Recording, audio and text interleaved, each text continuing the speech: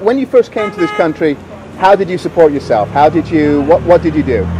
Okay, so she started 14 years ago. Okay. She's when she came to this country, she worked in the factories, cleaning sweaters and the shirts. And here in New York?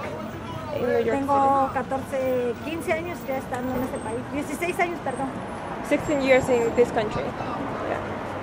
In New York City. Sí, en New York. Okay. 14 años vendiendo mi trabajo, vendiendo tamales. And 14 years selling tamales.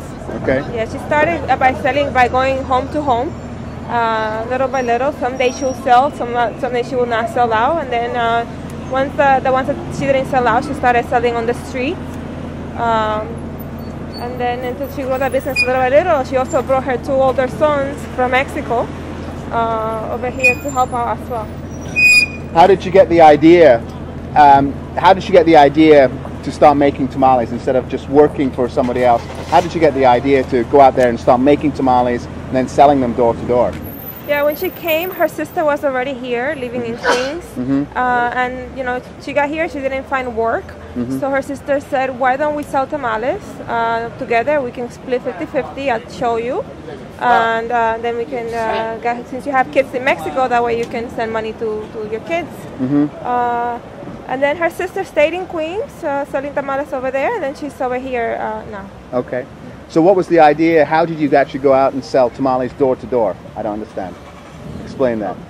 ¿Cómo tuvo la idea de vender tamales? Yeah, so she'll just go door to door, first by going to her friend's house, people that she will know, meet, and then just going building by building, house by house, and yelling about the tamales that she had for sale.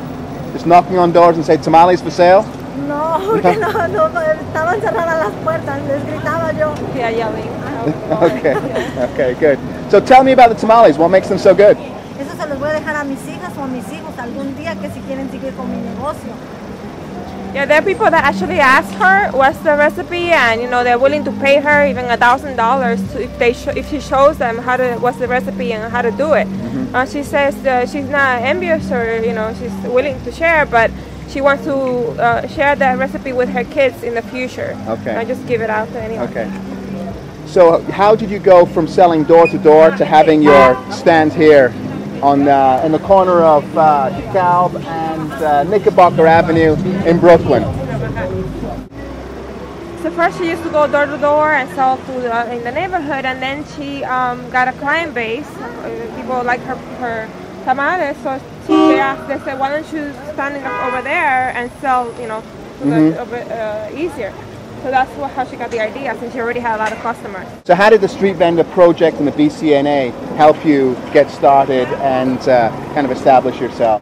So the Street Vendor Project helped her when she got 4 tickets from the health department. So she heard about them, that they help vendors also fight the tickets and go to court. And so she became a member later on, and now she's one of the board members also of the organization. How many tamales are you selling a day now? About 400 tamales a week. And now where do you make these tamales? I mean, so this business, does it support your whole family? How many children have you got, and does it support them all? Yeah, she has 5 children, and she pays her rent, pays her bills with this business. Okay, great. And what's the next step? How are you going to expand this? How are you going to grow it? What are your plans?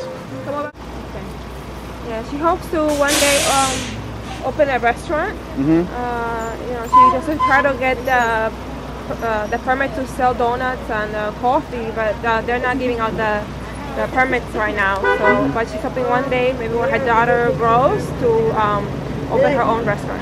Okay.